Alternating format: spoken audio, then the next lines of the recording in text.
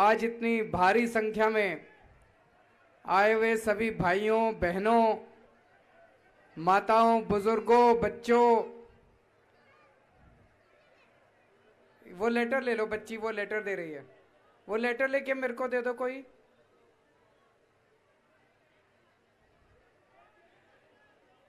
यहां पे आज आए हुए सभी भाइयों बहनों, माताओं, बुजुर्गों, बच्चों, सब लोगों को मेरा नमस्कार, सबको मेरा प्रणाम। दोस्तों, चुनाव के पहले मैं आया था आपके यहां, गली गली में घूमा था। आप लोग मेरे से नाराज थे।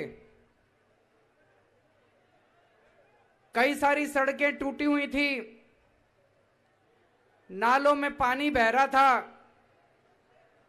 पानी की निकासी की समस्या, सीवर की समस्या,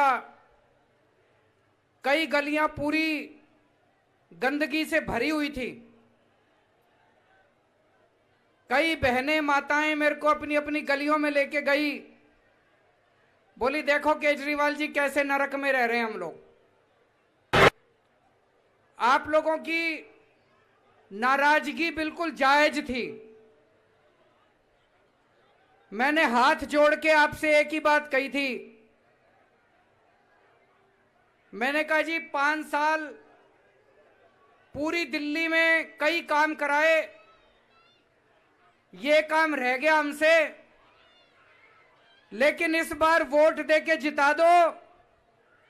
मैं आपको वादा करता हूं, पूरी आपकी विधानसभा में, किराड़ी विधानसभा में जितना सीवर का काम, सड़कों का काम रह गया, सारा काम करा दूंगा। मैं आपको वादा करके गया था। मुझे बड़ी खुशी है, जितने लोग थे सबने मेरे को उस टाइम वादा किया था। बोले केजरीवाल जी आपकी जुबान पे भरोसा है, आप जो कहते हो करते हो, हम आपको वोट देके जिताएंगे, लेकिन जीतने के बाद हमारी सड़कें और सीवर बनवा देना। आपने अपना वादा पूरा करा, आपने जम के वोट दिया, किराड़ी विधानसभा से हमारे को जिताया। आज मैं अपना वादा पूरा करने के लिए आया हूं, आप लोगों के बीच में अपना वादा पूरा करने के लिए आया हूं। मैंने वादा किया था कि आप हमको वोट दे दोगे, हम आपके सीवर और सड़कें बनवा देंगे।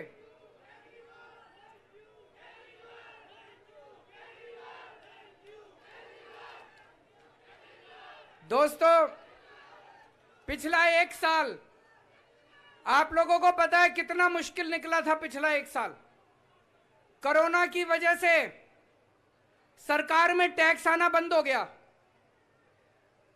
पिछले 1 साल बड़ी मुश्किल से गुजारे हमने सरकार के अंदर, बहुत मुश्किल से। सरकार में तनख्वाह देने के भी लाले पड़ गए थे एक बारी। एक तरफ तो टैक्स आना बंद हो गया, क्योंकि लोगों की रोजी रोटी बंद हो गई, दुकानें बंद हो गई, फैक्ट्रियां बंद हो गई, सरकार का टैक्स कहां से आएगा। और दूसरी तरफ सरकार का खर्चा भी बहुत बढ़ गया। कोरोना की वजह से लोगों का इलाज कराने का खर्चा, जब लॉकडाउन लगा था हमने जगह जगह 1 करोड़ लोगों को राशन बांटा था, जगह जगह लोगों के लिए खाने का इंतजाम करा था। जितने हमारे ऑटो वाले भाई हैं उनको 5-5 हजार रुपए महीना दिया था। काफी लोगों के लिए काम, तो खर्चे बढ़ गए थे सरकार के, आमदनी खत्म हो गई। ऐसे में मैंने जब अपने अफसरों को कहा, मैंने कहा भाई किराड़ी वालों का ये सीवर का काम कराना है, तो अफसर बोले जी पैसा नहीं है, ये सीवर का आपका जो काम हो रहा है ये बहुत बड़ा काम है, 500 करोड़ रुपए का खर्चा आ रहा है जी इसके ऊपर, 500 करोड़ रुपए का।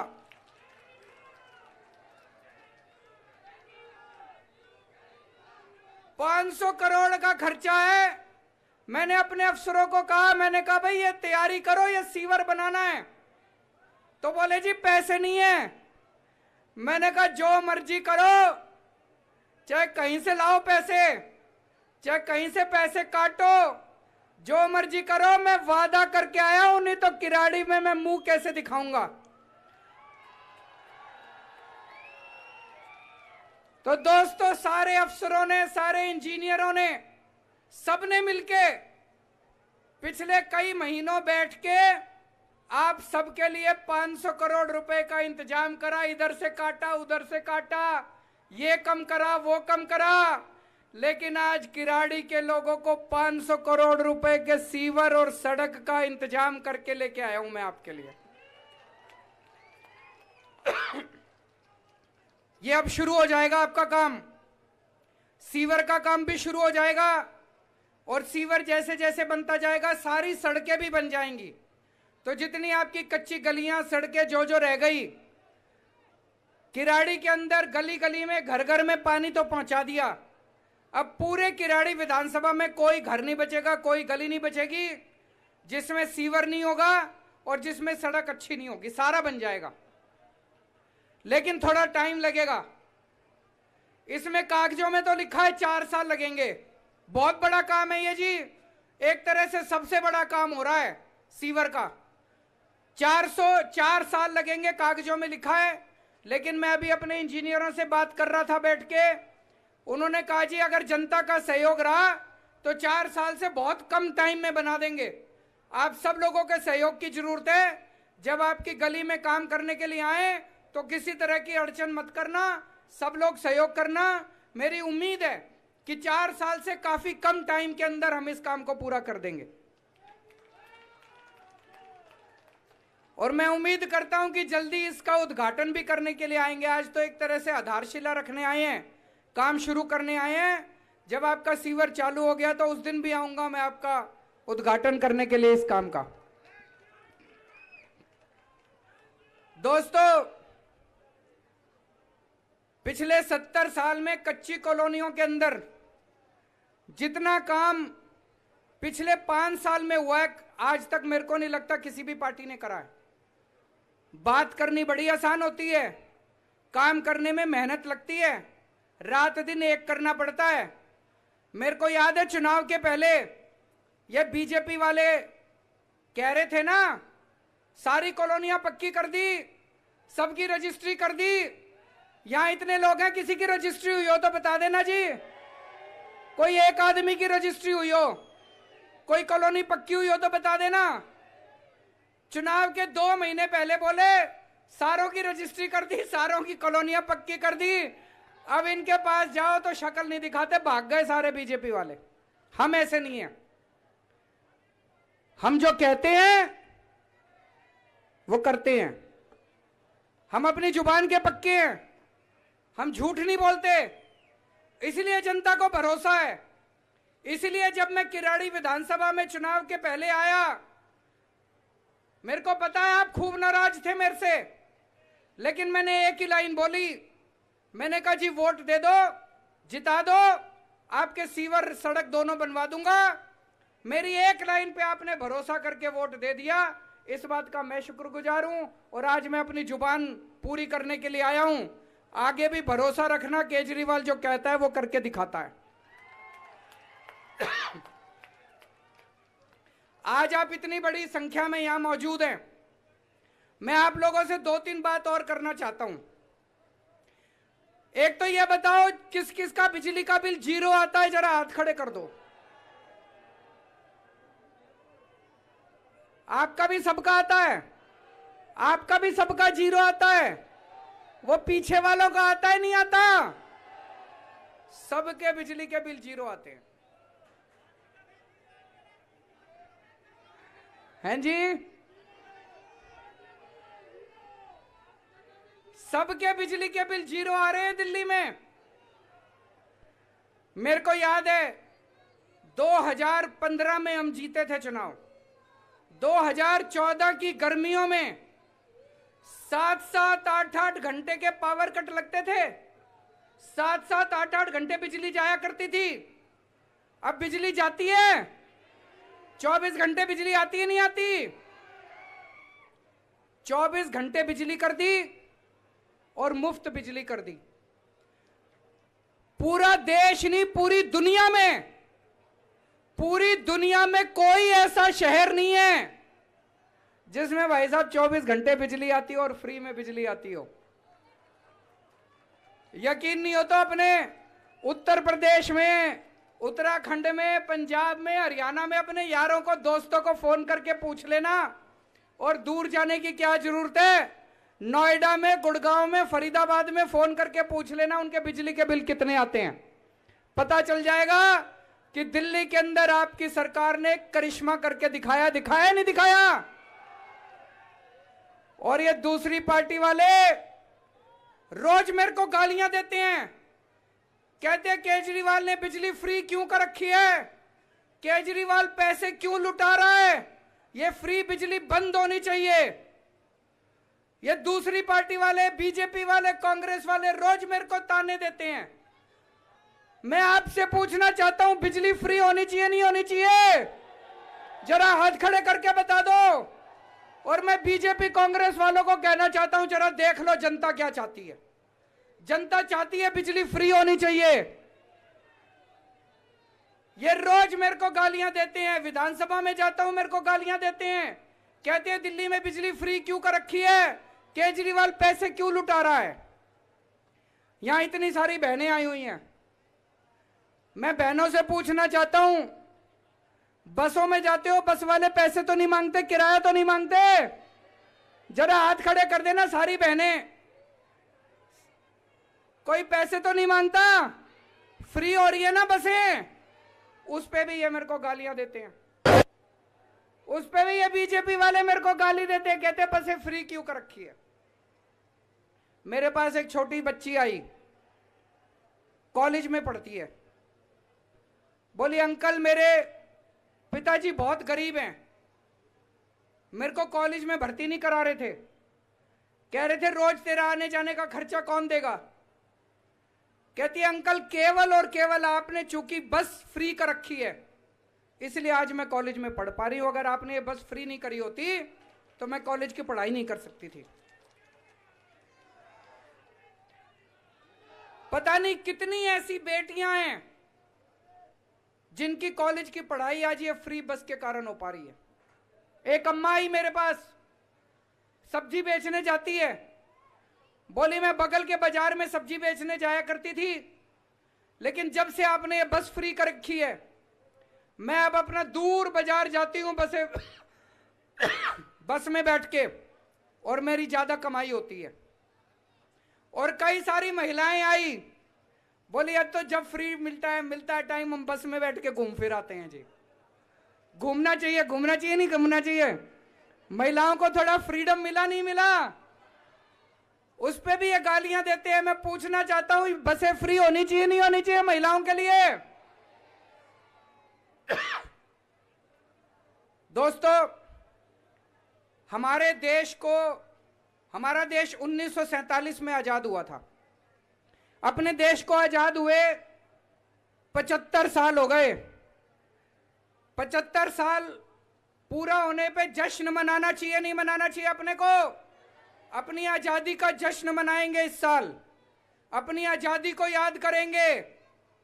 उसके लिए आपकी सरकार ने खूब सारे कार्यक्रम तय किए हैं। एक कार्यक्रम हमने तय किया है पूरी दिल्ली के अंदर। अच्छा एक चीज बताओ, जब भी हम अपने तिरंगे की तरफ देखते हैं, जब भी हम अपने झंडे की तरफ देखते हैं, एक मन में देशभक्ति की भावना आ जाती है। आती है नहीं आती है? दिल में कुछ कुछ होता है, दिल में तरंगे भर जाती है देशभक्ति की जब भी हम अपना झंडा देखते हैं।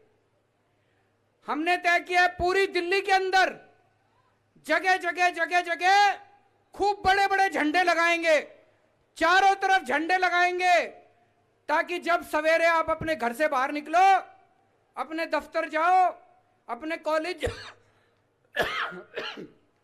अपने स्कूल जाओ, कम से कम 4-5 बड़े बड़े झंडे रास्ते में देखने को मिले। जितनी बार झंडा देखने को मिलेगा आपके मन में देशभक्ति की भावना भर जाएगी। होएगा नहीं होएगा? ये विपक्षी पार्टी वाले कह रहे हैं कि झंडे नहीं लगने चाहिए। जब से मैंने अभी विधानसभा में ऐलान करा था, मैंने कहा 500 जगह पूरी दिल्ली में जगह जगह बड़े बड़े तिरंगे लगाएंगे, बड़े बड़े। कनॉट प्लेस गए हो आप लोग? कनॉट प्लेस में देखा है वो बहुत बड़ा तिरंगा लगा हुआ है, वैसा ही बड़ा तिरंगा उतने बड़े बड़े तिरंगे पूरी दिल्ली में लगाएंगे। ये दूसरी पार्टी वाले कह रहे हैं तिरंगे नहीं लगने चाहिए, पैसे की बर्बादी है। मैं आपसे पूछना चाहता हूं, तिरंगे लगने चाहिए नहीं लगने चाहिए? पूरी दिल्ली में लगने चाहिए नहीं लगने चाहिए? पूरी दिल्ली के अंदर तिरंगे लगेंगे, शानदार तिरंगे लगेंगे। और एक चीज करने जा रहे हैं, हमारे स्कूल में बच्चों को फिजिक्स पढ़ाते हैं, मैथ पढ़ाते हैं, हिंदी पढ़ाते हैं, इंग्लिश पढ़ाते हैं, बायोलॉजी पढ़ाते हैं, ज्योग्राफी पढ़ाते हैं, देशभक्ति नहीं पढ़ाते। गलत तो नहीं कह रहा जी?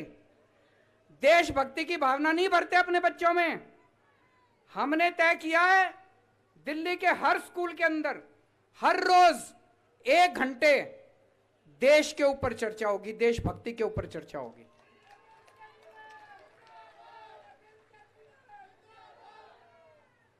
हमारे बच्चे जब स्कूल पूरा करके निकलेंगे, आज मैं आपको बता रहा हूं, एक एक बच्चा कट्टर देशभक्त होगा, अपनी भारत माता के लिए मरने कटने के लिए तैयार होगा जब वो अपने स्कूल से निकलेगा।